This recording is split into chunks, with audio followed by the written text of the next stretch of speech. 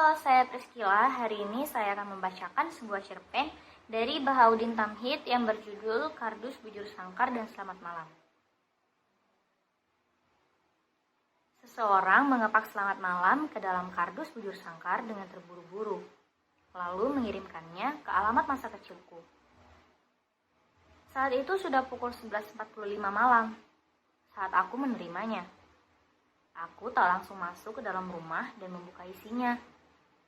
Aku memeganginya beberapa lama dengan kedua tanganku yang mulai menggigil dan terus memandanginya.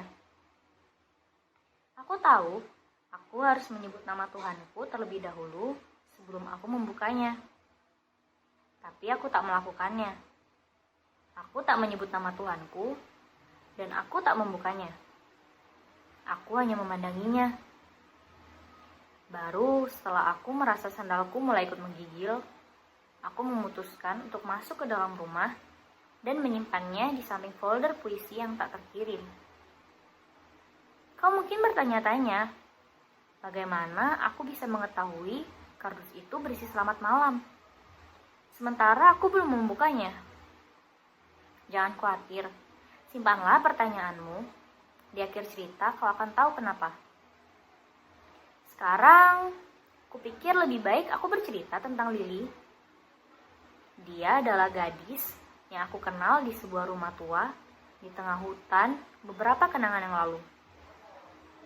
Kami bertemu pertama kali di sebuah dongeng anak-anak yang ibumu atau bapakmu mungkin sering membacakannya untukmu setiap malam menjelang tidur.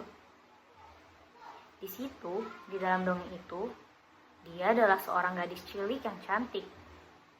Dan memang, dia adalah gadis yang selalu cantik dimanapun. Baik dengan atau tanpa aku harus mengatakannya padamu.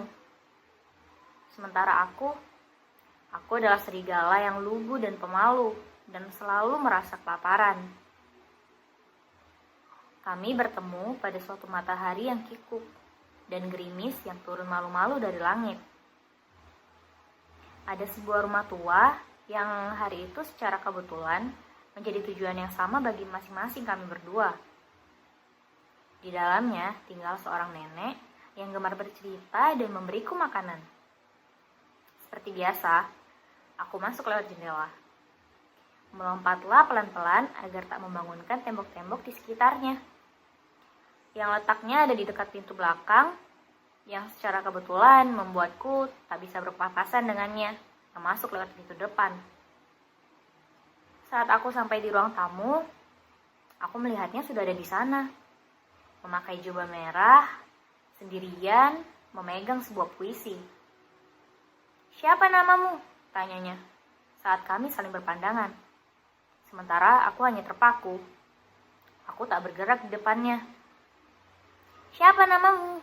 2 kali dia menanyakan pertanyaan yang sama. Kali ini dengan nada yang cukup keras untuk membangunkanku. "Di mana nenek tua?" tanyaku. "Dia ada di kamarnya. Dia sedang mencarikan buku untukmu. Katanya kau datang terlalu cepat hari ini." "Kukira kau tak mengenalku," tanyaku. "Aku tahu dirimu. Nenek selalu bercerita tentangmu padaku. Tapi ia tak pernah memberitahuku namamu," katanya. Aku tertegun. Segalanya berjalan begitu lambat hari itu, juga hari-hari setelahnya.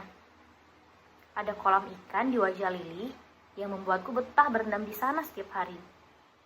Kadang ia juga ikut berendam di sana, di kolam ikan di wajahnya sendiri. Di luar jendela, angin dan musim terus berkejaran. 72 musim telah berlalu sejak terakhir kali aku dan Lily bertemu di rumah nenek tua. Ia harus kembali ke kampung halaman ibunya, di sebuah negeri kecil di balik awan. Kata orang-orang, itu adalah sebuah negeri di mana Tuhan dan malaikat-malaikat berasal. Tapi, belakangan ketika aku menjadi buku ensiklopedia yang tahu apa saja dan siapa saja, aku menyadari bahwa itu tidak benar. Di hari kami berpisah, Lily menghadiahkan puisinya padaku. Aku menyimpan dengan baik puisi itu, juga setiap ingatanku tentangnya. Dulu kami begitu dekat, dan begitu hangat. Kami sering melakukan banyak hal bersama, bersepeda, bermain petak umpet, berendam di kolam ikan di wajahnya. Aku selalu suka ketika ia juga ikut berendam di sana, di kolam ikan di wajahnya sendiri. Ketika kami berendam bersama, kami suka membicarakan tentang masa depan, tentang apa-apa yang ingin kami capai ketika kami sudah dewasa di kehidupan yang lain nantinya. Di situ, di kolam ikan di wajahnya, ada seekor ikan yang sisiknya berwarna ungu dan dua matanya berwarna putih seperti kapas. Aku suka memeganginya dan memain-mainkannya di atas moncongku. Dan meskipun aku tahu ia adalah seekor ikan jantan, aku menamainya Lily. Aku ingin menjadi presiden, katanya membuka percakapan. Tapi kau kan perempuan. Perempuan tidak dilahirkan untuk menjadi presiden, kataku. Tidak semua perempuan memang dilahirkan untuk menjadi presiden. Sebagaimana tidak semua laki-laki dilahirkan untuk menjadi presiden. Nenek selalu bilang, aku bisa menjadi apapun yang aku mau. Dan itu tidak ada urusannya dengan apakah aku terlahir sebagai laki-laki atau perempuan, katanya. Tapi kau tak bisa menjadi minyak wangi dalam botol yang hanyut di selokan, kataku. Apa maksudmu? Tanyanya. Pamanku bilang, dunia politik adalah dunia dalam selokan. Bagaimana bisa? Tanyanya. Entahlah, mungkin karena dia serigala dan dia mengenal banyak binatang dari selokan. Kami sama-sama tahu bahwa Lily adalah gadis yang pintar. Ia selalu tahu apa yang dia inginkan dan apa yang harus ia lakukan. Sementara aku adalah serigala yang lugu dan pemalu. Cita-citaku di masa depan, di kehidupan yang lain nantinya hanyalah menjadi tukang pos seperti pamanku dan hidup tanpa neko-neko. Hal itu membuatku sering merasa kecil di depannya. Aku tahu bahwa gadis yang pintar dan bercita-cita menjadi presiden tidak dilahirkan untuk menjadi istri seekor serigala yang lugu dan pemalu, yang tak ingin hidup neko-neko. Seekor serigala yang lugu dan pemalu hanya dilahirkan untuk menjadi tukang pos yang penurut dan tak banyak tanya.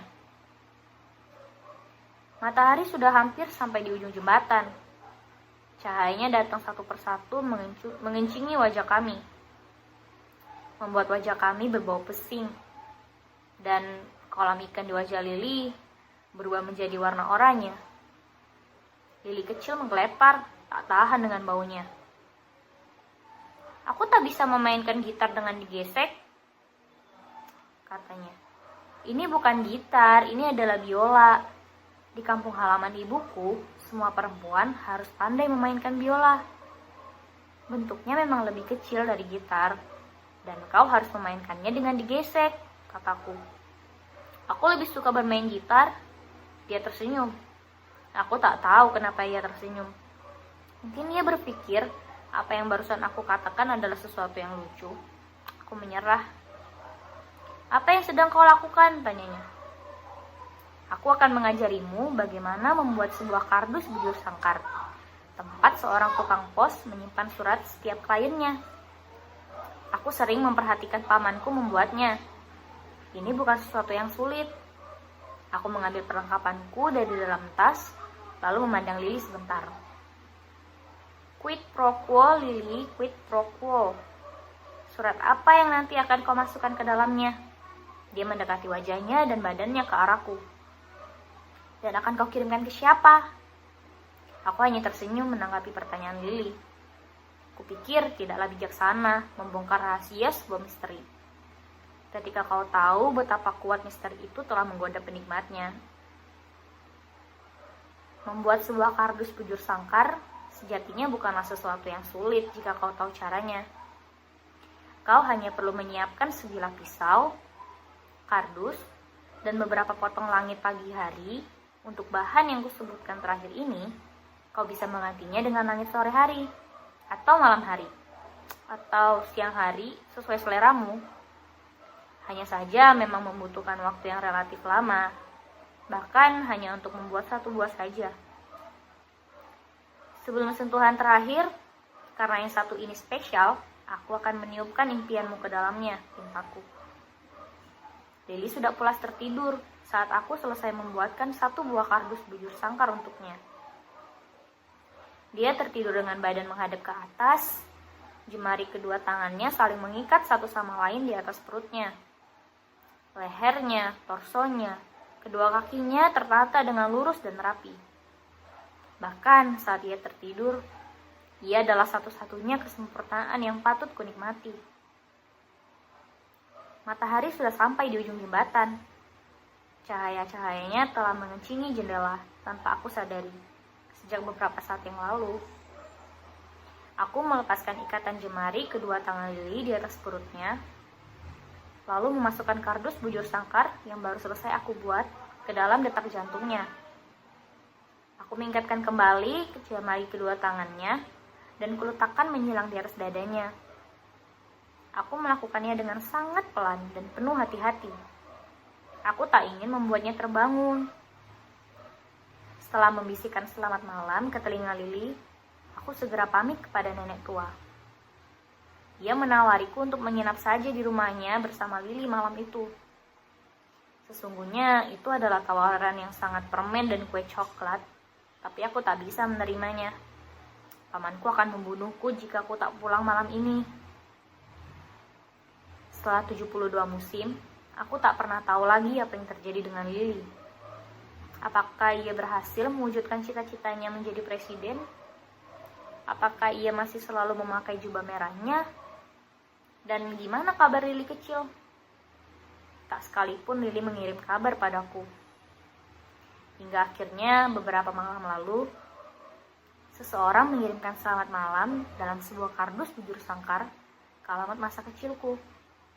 Tepat ketika aku sedang menghabiskan libur akhir pekan di sana. Saat itu sudah pukul 11.45 malam saat aku menerimanya. Kau barangkali bertanya-tanya, bagaimana aku mengetahui kardus itu berisi selamat malam? Sementara aku tak membukanya sama sekali. Di awal aku sudah mengatakannya padamu, bahwa di akhir cerita kau akan tahu sebabnya. Aku menyesal mengatakannya. Sejujurnya aku tak ingin memberitahumu. Tapi jika kau benar-benar ingin tahu, apakah aku sungguh-sungguh tahu atau hanya membual saja tentang selamat malam itu, kau bisa memeriksanya sendiri.